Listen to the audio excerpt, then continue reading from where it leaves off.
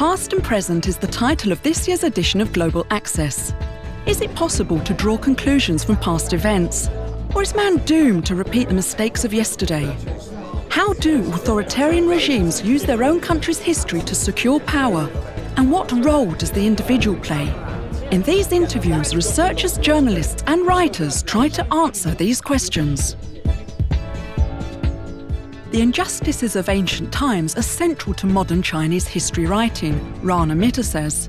By constantly returning to the British abuse during the Opium War and the Japanese atrocities during the Second World War, the Communist Party is trying to justify its own country's aggressive foreign policy. This insight is becoming increasingly important to understand as China's global influence grows. China rewrites its own historical narrative today. Actually, it's an official policy of rewriting or redescribing Chinese history. Why are they doing it? Thomas, for China, history is a very, very central part of the way in which they think about their own identity. Now, you might say that that's a comment that could be true of many countries, but sometimes I think that in Western Europe and North America, we often don't remember our own history enough. We tend to forget a lot of it. In China, you could almost argue that they remember too much, at least at certain times. And I would say that in particular, there are certain events from recent history, by which I mean the last 100 to 150 years, that are brought up over and over again to try and make particular points about China today. I guess one is the Opium War. Is 1842 or? Yeah. You're very well informed. That's right. The Opium War is probably the one that's brought up most commonly, partly because the name tends to be familiar to Westerners. They often will not know very much about when it was or what actually happened. So 1839 was the outbreak of the First Opium War, and it was essentially resolved in, as you say, 1842 with the Treaty of Nanjing, major town in south-central China. And that tends to be remembered because it was the first treaty at the end of that war to be classed as what the Chinese to this day call the unequal treaties. Unequal in the sense that they imposed conditions on China which were not reciprocated by Britain, France, the United States, and a variety of other countries that essentially used them to gain both territory and special rights in China. So that particular period of the Opium Wars is regarded as a period of what, again, the Chinese to this day call national humiliation. And that explains sometimes the often quite prickly, sometimes rather defensive way in which what seem like intrusions from abroad into Chinese politics are received in China itself. So this is one of the common or main themes: invasions, conflict, humiliation of China. But that's in a way historical past, I guess. So what conclusions are drawn from that past for the present? These events are very much past in terms of being things that happened, certainly in the way that the Chinese Communist Party, the ruling party of China today, thinks about them from before its own victory in 1949. But they're very much part of the present-day way in which the party thinks about its domestic politics and its international relations. And to put it at its most brief, the reason that these historical examples are brought out and discussed is that they illustrate or provide an analogy for various things that China wants to do today. So to give one particular example, one very rich source of historical analogy, and I suspect we'll talk more about this because it's worth diving into, is the Second World War period. Now, I'm sure that many people will be quite well informed, but it is possible to find people in the West who, of course, know about the Second World War, but aren't aware that China had any particularly significant role in it. So this initially is a point of some resentment for many in China today, that the fact that 10 to 14 million Chinese were killed in China during that period is not well remembered outside China itself. So during that Second World War period, one of the things that happened was the conference between the then Chinese leader, the nationalist leader Chiang Kai-shek, and President Roosevelt of the United States, and of course Winston Churchill of Britain. They met at Cairo, capital of Egypt, near the pyramids, and put together an agreement about what would happen after the war was over and Japan was defeated. So that was the Cairo meeting of 1943. Exactly, yes. November 1943. Now, the details of that have really only been remembered by historians who are looking into the details, often the rather obscure details of what happened in Egypt in those days in November 1943. But exactly 70 years later, in the autumn of 2013, just a few years ago, Chinese diplomats, Chinese think tankers, Chinese policy analysis specialists started to talk very loudly in China about this Cairo conference. And the reason was that at the end of the conference, back in 1943, a communique, a statement was made by the Allied powers, the Americans, the British, and the Chinese, talking about what would happen to certain territories, including islands in the Pacific, or in the East China Sea, I should say, that were going to be given back to China after the war.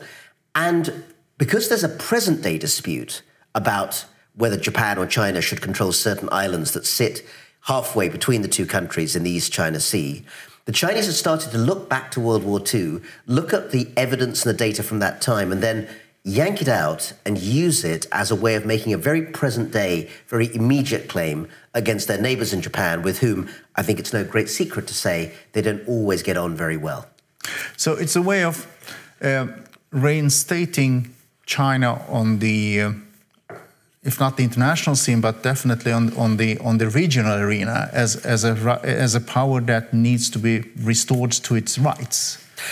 Yes, it very much is. One of the things that's worth noting is that in China itself, there is a great deal of discussion by the leadership, Xi Jinping, the president of China, and many of the top leaders of the Chinese Communist Party, about the need for what they call a great Chinese renaissance. The term renaissance is used to explain the overall idea that China has for too many years either hidden its light under a shade, or that while it's become an economic power, now of course the second biggest economy in the world, it hasn't really yet sought to exercise influence in the wider world. And so Asia, its own backyard, is certainly part of that agenda. But one of the ways in which it's seeking to do that is to draw on past history. So it's all very well to say, look, we have huge amounts of money, our economy is growing. If you are Indonesia or Malaysia or Myanmar or any of these countries, we can offer you a great trade deal. And that obviously on a day-to-day basis and on an economic basis is very important. What it doesn't do is provide what you might call a moral narrative, a story not just about how China can be more powerful in that part of the world, but why it should be. And by looking at that past history of imperialism in the region and saying, first of all, China suffered at the hands of the British, the French, the Americans in the late 19th, early 20th century. And then in the mid-20th century, China fought back. And it fought back not just for itself, but also to liberate Asia from Japanese invasion and to allow it to be part of that post-war world, which did embrace freedom and democracy and all sorts of other things too. Now, freedom and democracy obviously sit rather troublingly in the mouths of today's Chinese Communist Party, who are not keen on any kind of liberal government. But they are these days able to bring back and share in that wider story that China was part of the effort that destroyed the Axis powers and their menace. And to that extent, I think the comparison is maybe not so much with America or Britain, but with the Soviet Union, which of course had, an extremely dictatorial government, but was on the Allied side during World War II. But the analogy in a reverse way with the Russia-Soviet Union is also interesting in a sense that a nationalist government in Russia today encompasses a communist past, while a communist China of today actually encompasses a nationalist past. But the war between the nationalists and the communists was also the Chinese Civil War in a way. But I guess the Kuomintang, which were the nationalist party in a way, is rehabilitated because of their resistance against Japan. Is that how? That's a very fair summary, and also I like the way in which you express that reversal, that essentially Russia and China have almost kind of got diametrical opposite positions in terms of how their communist and their nationalist revolutions reflect on each other. What's worth remembering in both cases, of course, is that the communist side and the nationalist side are not entirely separable from each other. Clearly, communists are nationalists too, and many of those nationalists were actually quite inclined towards a sort of more welfare and socially revisionist orientation in terms of their politics. But in terms of the way in which memory works, particularly in the case of China, you're right to say that by rehabilitating elements of the past, the Chinese Communist Party has had to undertake something of an ideological shift. It's had to move away from the story that it told to its own people for more than 50 years, which was that we, the Communist Party, defeated the Nationalists, the Kuomintang party of Chiang Kai-shek, which was, essentially unutterably evil, which was a feudal relic, which basically did all the worst things you can possibly imagine until we came and cleared them away.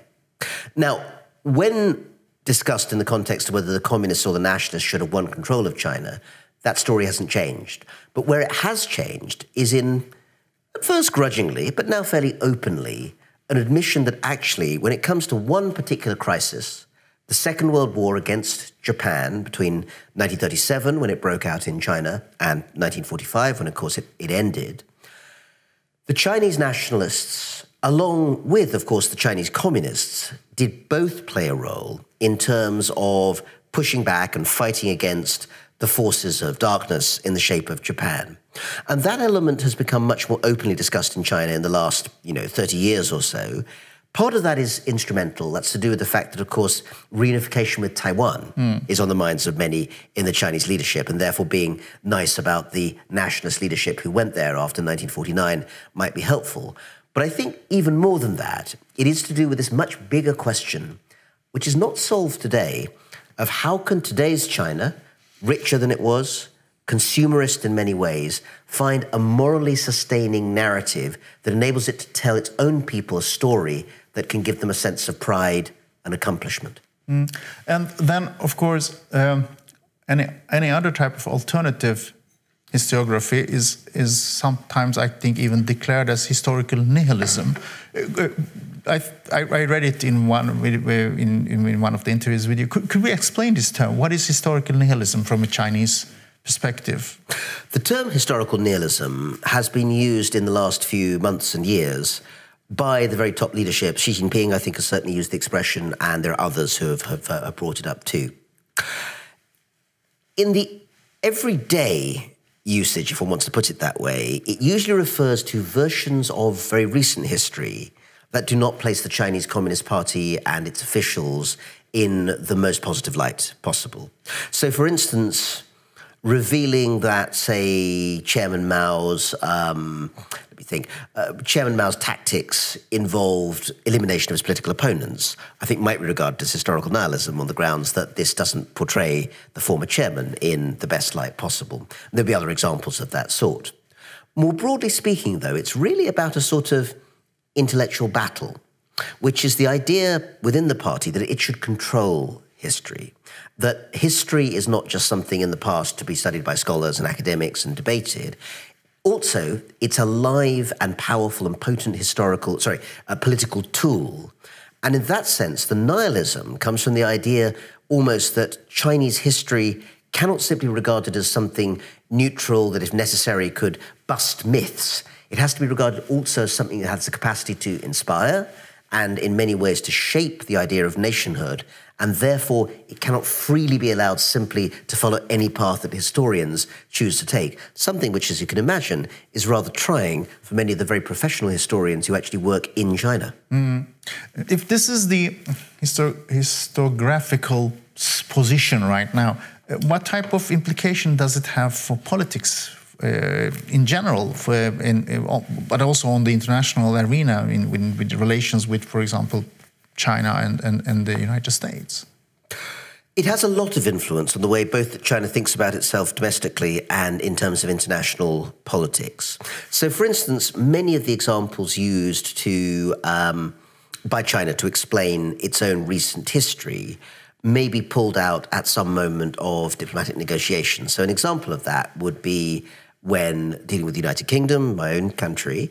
I think it is fair to say that in British high schools and in British history courses in general, there isn't always a great deal of attention to empire as part of Britain's history, unless it's explicitly a course on empire and imperialism. But in terms of the domestic history of Britain, empire always sits sort of off the edge. And that means that stories, for instance, like the forced opening up by British gunboats of the China coast in the 1830s and 1840s to enable opium to be brought into China and sold there to, the Chinese population, for missionaries to basically go in downriver and bring Christianity and so forth.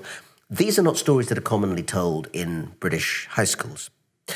The Chinese, of course, tell those stories to their students in their high schools every day of the year.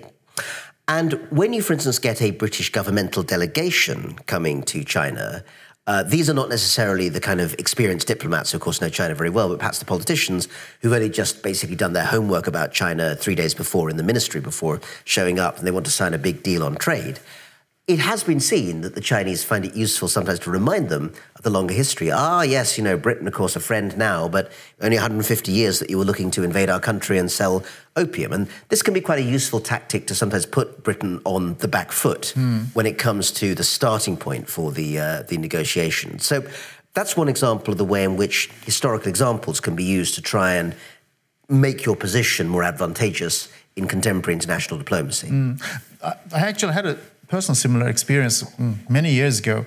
I was the press secretary of the Minister of Industry of Sweden, and we were in Beijing. And at that time, this was 92, 93, direct after the Tiananmen massacre, all the Swedish politicians were instructed to remind China of human rights issues.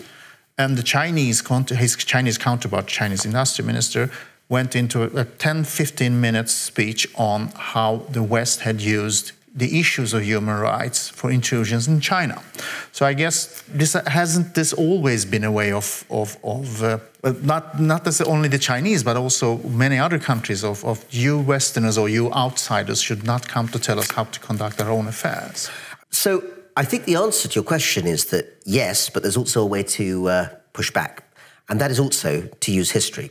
So let's take human rights, which is a very obvious example of an issue where there continues to be a big set of controversies between the liberal world, not just the West, but also, you know, other parts of the world, including Japan, and China, which does not give the same stress to individual civil rights in the way that Sweden, the UK, or Japan would choose to do. Now, arguing that imperialism has often been cloaked in the argument of human rights is an argument that has been used for a long time. But in some cases, it's not without foundation. The fact is, I mentioned Christian missionaries earlier, and the fact is that Christianity, which of course preaches brotherly love, preaches equality under God, was brought essentially with guns and the sword into China, and that didn't give it necessarily the best of reputation, at least in the 19th century. But it's also worth pointing out, and indeed I have made this point in China myself, that if you go to 1948, this is one of the great moments for human rights, the Universal Declaration of Human Rights. And in the West, we tend to associate it with people like Eleanor Roosevelt.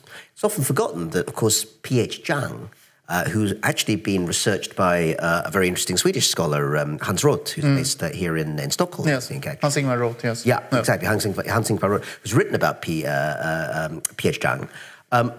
This work has pointed out that, in fact, China itself was involved in the redefinition of human rights and the idea that there is a universal idea behind it, that individual rights as well as collective rights have their place as well.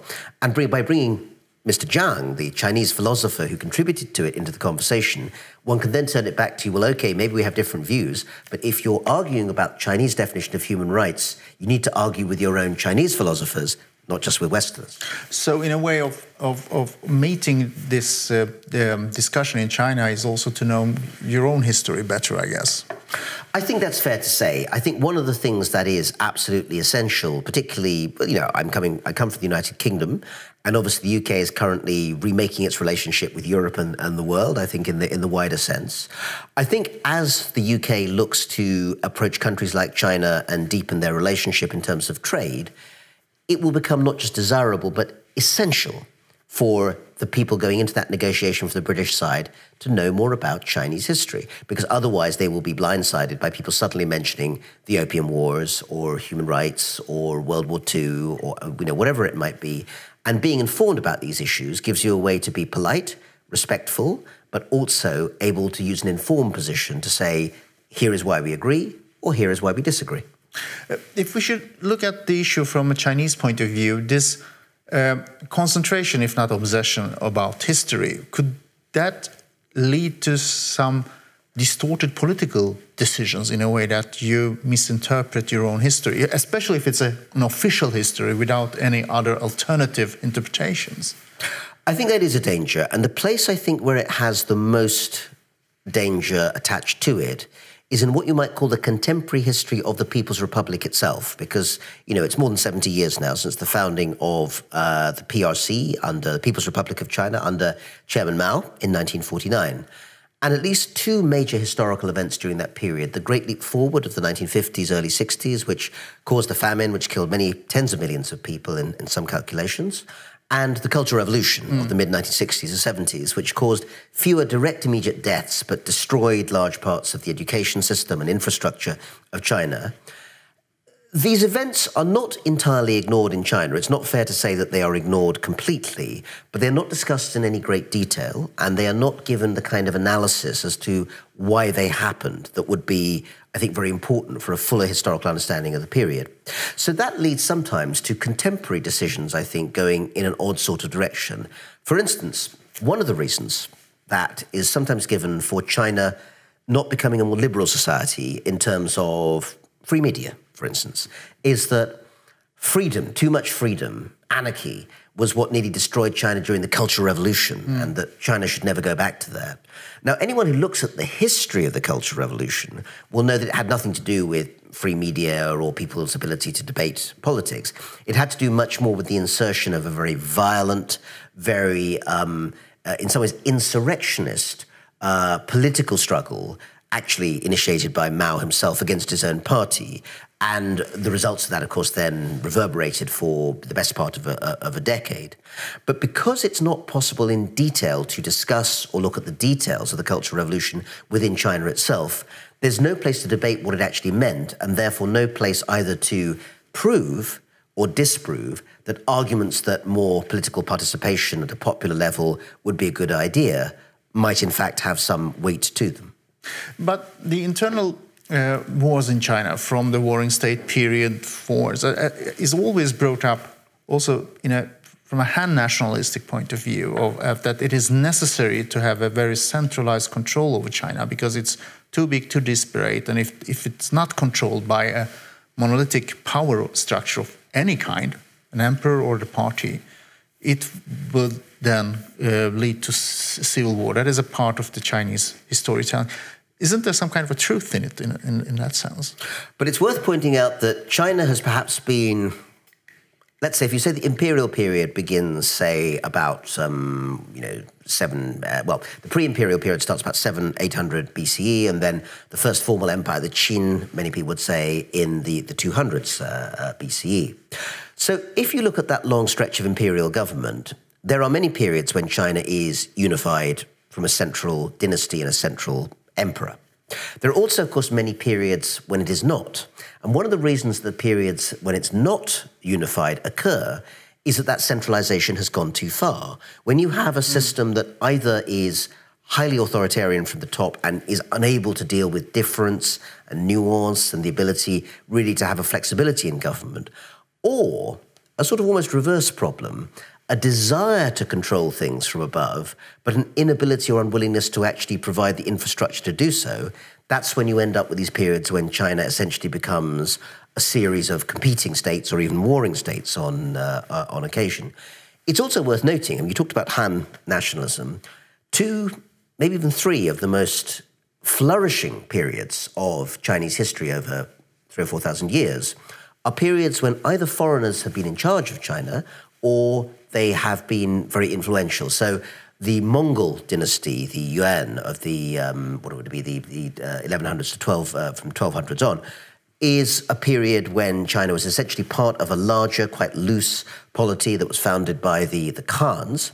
And yet, of course, in many ways, it was a period when everything from drama to architecture in Beijing to, of course, the sheer spread of territory that was controlled continued to grow and deepen. Or, of course, the Qing dynasty, the very last dynasty in China from 1644 to 1911, was a period when the Manchus, rather than the Han Chinese, and the Manchus with their own language and military ceremonies and so forth, were actually in charge.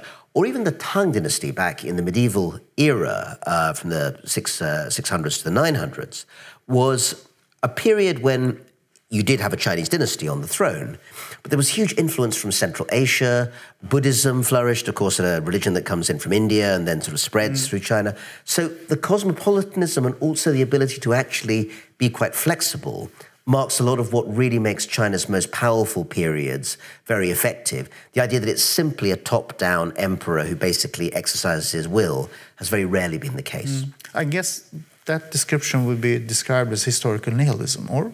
Not necessarily. It depends, of course, who's doing the asking.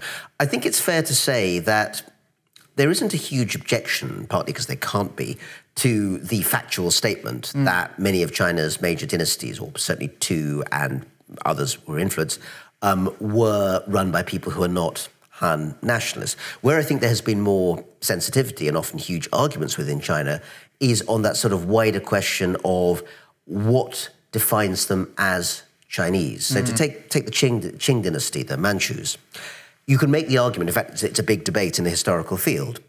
You can make the argument on the one hand, what's called the sinification thesis, that these people, yes, they're ethnic Manchus, but they study the works of Confucius. They use the traditional imperial systems of government. They basically govern territory that is the traditional Chinese empire, and they even add parts of it. So, okay, they're foreigners, but really they're a Chinese dynasty. Or you can go with the ethnicity thesis, which says, look, these guys use their own language for their most important documents. They wear different clothes from the Han Chinese. They have military formations called banners that are not ethnic Han dynasties. So actually, they're Manchus who are basically in charge of Chinese territory. And of course, that's the kind of thing from which historical debate takes place. I think it's fair to say at the moment, the ethnically driven interpretation is less politically favored in China by some way, because it seems to, I think from the point of view of today's rulers, argue against the idea that China has always been one big happy family. But certainly in terms of the scholarly discussion, the academic conversation, there's much more variation and much more debate. If we should go back to where we started with the rewriting of Chinese history, or revisiting it in a narrative, what implications would that have to the Chinese-US relations as of today, from an American standpoint? And that would be my final question in a way. Maybe that would require for another half an hour, but we don't have that time. No, unfortunately, I think the answer to that question could be much shorter. I think US-China relations would be immeasurably improved if both sides spent more time thinking about the shared history that they have. Let me use my own research area, perhaps to give the final example of why that might be. It is not well remembered in America that China was an ally to the United States between the 1930s and 1940s against the Japanese. And when it's remembered, it's usually thought of with the Chinese as sort of junior partners who were pretty corrupt. They didn't really fight very well, and the Americans had to come and rescue them. This is not the way the Chinese see it. What they see is themselves as the people who were forced into entering the war long before the Americans ever came along. They were fighting essentially on their own since 1937, and then essentially had to wait for Pearl Harbor in 1941 before they had got significant military assistance from the Americans. And that story in China has become sort of a metaphor for the idea of the Americans essentially placing their own interpretation ahead of that might understand the other person's point of view. On the other hand, I think it's fair to say that that story also can be used in China to fuel a kind of us against the world nationalism, the idea that for China to thrive, other people have to acknowledge that in some way they are not part of that wider shared history. And I think that's a very unfortunate direction to go in as well. So I think an understanding that, in fact, an alliance of that sort, even between very different sorts of partners, was able, at least in the short term, in the 30s and 40s, to get a particular task done, the defeating of the Axis powers, could be used as a springboard, as a metaphor for understanding that contemporary issues such as US-China trade also should be about mutual decisions, not about one side trying to outdo or outflank the other and use history as a sort of weapon to try and shame the other side. That's never not only is that a bad use of politics, it's also a bad use of history. Professor Mitter, thank you very much. Thank you.